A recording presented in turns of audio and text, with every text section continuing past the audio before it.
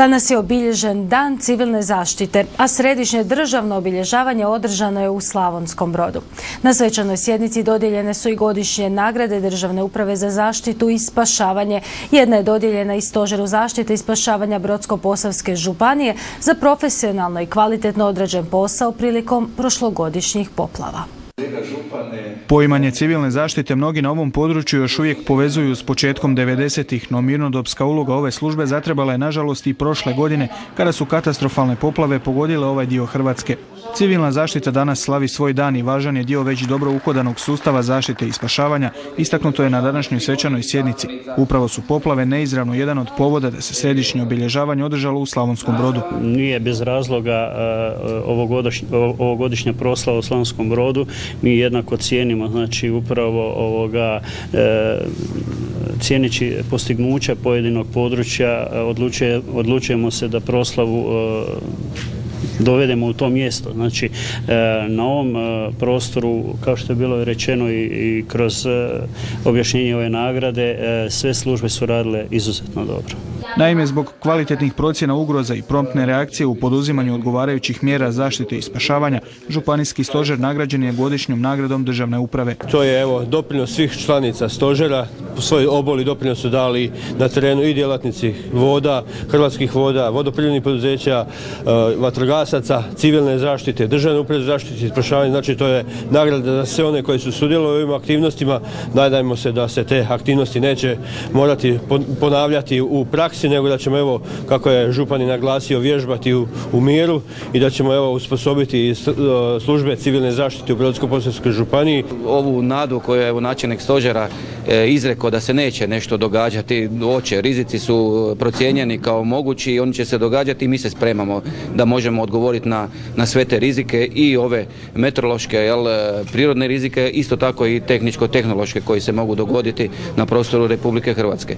Sustav zaštite i spašavanja Republike Hrvatske je uvezan, on je dobio svoje konture, oprema se, postrojbe se obučavaju i on u svakom trenutku može reagirati na bilo koju od mogućih rizika ili bilo koju veću katastrofu. Osim Županijskog stožera, godišnju nagradu primili su i Vatrogasna zajednica Zagrebačke županije i Hrvatska gorska služba spašavanja stanica Požega.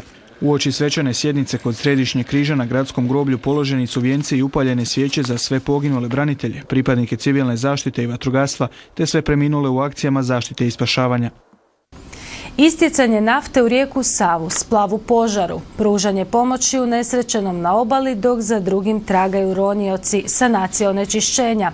Bio je to drugi dio današnjeg obilježavanja Dana civilne zaštite, a srećom radilo se samo o zajedničkoj pokaznoj vježbi svih službi u sustavu zaštite i spašavanja. Jedan od ribiča službi 112 dojavio je kako je uz Savsku obalu jedan od splavova u plamenu, a na površini rijeke vidljivi su tragovi nafte. U samo nekoliko minuta na mjesto događaja stigli su pripadnici javne vatrogasne postrojbe i počeli s akcijom gašenja, ali i sanacijom onečišćenja rijeke.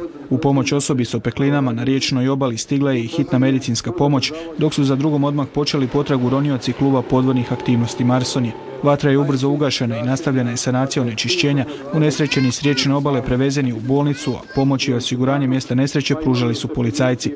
Sve ovo danas srećom bila je samo vježba, no sve nadležne službe su odgovorile kvalitetno i pravovremeno kako bi učinile sve što je u njihovoj nadležnosti i moći. No, istinska prava opasnost za ovako nešto ipak postoji. Sami smo svjedoci proteklih dana šta se sve događalo, tako da nas ništa ne bi iznenadilo ako se nešto tako i dogodi. Mi nastojimo biti spremni da odgovorimo na takve situacije. Nekako realno vrijeme za koje možemo doći do rijeke Save je nekih 5 minuta i napraviti maksimalno ono što se može u datom trenutku. Zajednička pokazna vježba, osim što je privukla zanimanje građana, pokazala je dobru koordiniranost i brzo djelovanje žurnih službi i udruga u slučaju isticanja nafte i požara na Savi, pomoći unesrećenima i sanaciji rijeke. Građani su sa zanimanjem gledali i pokaznu vježbu koju su na korzu izveli pripadnici Gorske službe spašavanja. I ova je priča unatoč vjetru i velikoj visini sretno završila. Pa ovo je tirolska priječnica, tu sami ništa ne radite, nego vas ovi drugi spašavatelji spuštaju. To se dosta koristi u speleologiji. Koja je visina nebodara, je li vjetar malo ometao danas? Pa nije ništa gore nego što je dolje, a visina mislim 30-35 metara. Je li bilo treme?